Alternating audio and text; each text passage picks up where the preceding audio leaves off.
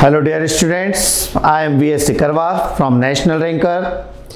Now we are going to discuss on objectives of management. प्रबंध के उद्देश्य क्या हैं? प्रबंध की विशेषताओं के पश्चात हम उद्देश्यों के पार्ट में देखते हैं कि उद्देश्य का मतलब क्या होता है। उद्देश्य, पर्पस, टारगेट, लक्ष्य। उद्देश्य हमारा प्रबंध का पहला है संसाधनों का प्रभावी रूप से उपयोग करना। प्रबंध का उद्देश्य उपलब्ध भौतिक तथा वित्तीय साधनों का प्रभावी रूप से उपयोग करना है ताकि न्यूनतम लागत पर श्रेष्ठतम वस्तु का उत्पादन कर वस्तु समाज को उपलब्ध करवाई जा सके।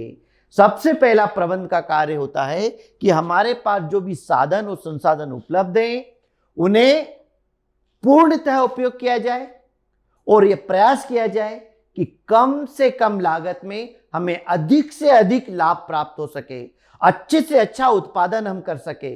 प्रबंध का उद्देश्य यह होता है कि हमारे पास जो साधन उपलब्ध हैं उन्हीं साधनों से हम अच्छे से अच्छा उत्पादन करें ताकि कम लागत में जब अच्छा उत्पादन होगा तो हम सस्ते मूल्य पर अच्छी वस्तुएं समाज को, देश को उपलब्ध करा पाएंगे।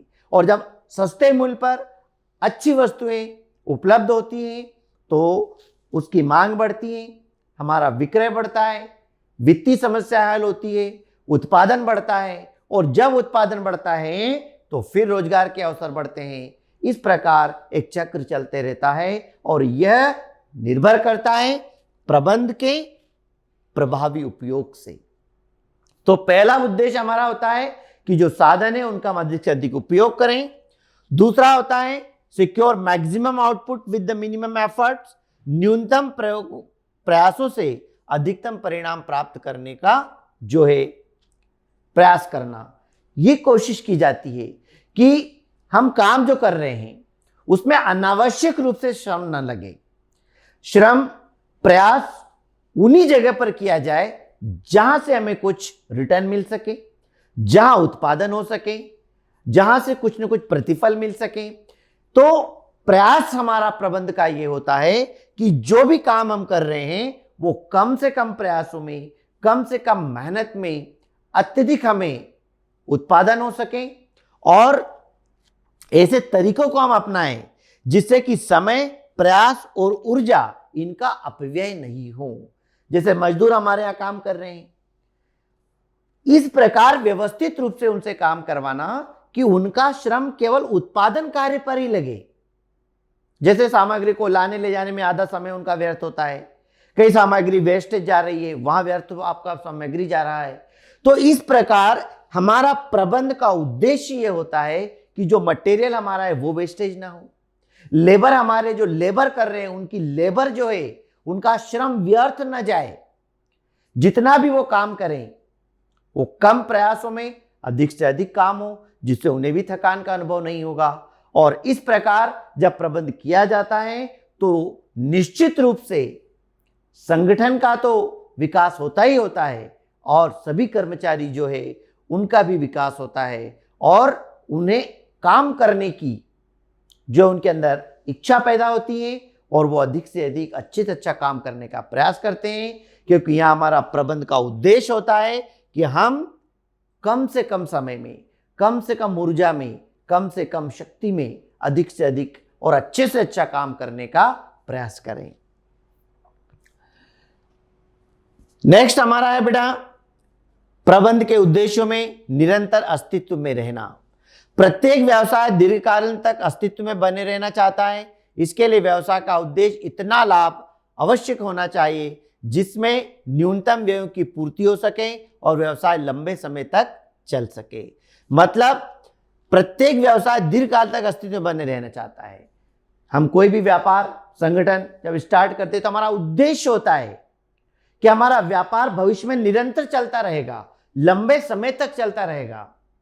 और लंबे समय तक हम व्यापार को चलाना चाहते हैं तो हमारा प्रबंध का यह प्रयास रहता है कि कम से कम व्यय हो और कम से कम खर्च में, कम से कम लागत में हमारा उद्देश्य निरंतर जो है कार्य करता रहे, हमारा ऑर्गेनाइजेशन चलता रहे।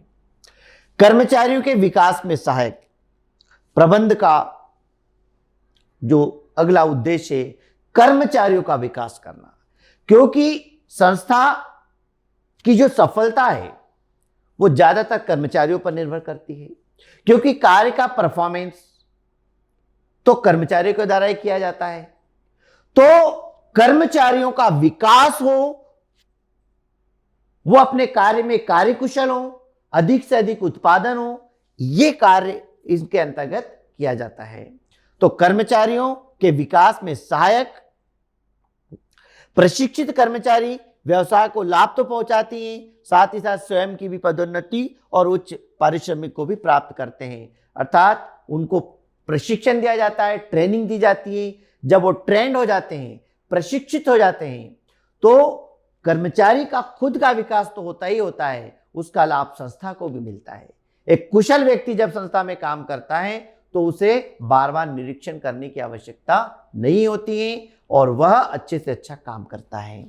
व्यवसाय का विकास, प्रबंध का उद्देश्य होता है कि हमारा व्यापार का विकास हो, और इसलिए वो सारे प्रयास प्रबंध के द्वारा मिलजुल कर किए जाते हैं जिससे कि हमारा डेवलपमेंट हो और विकास किया जा सके।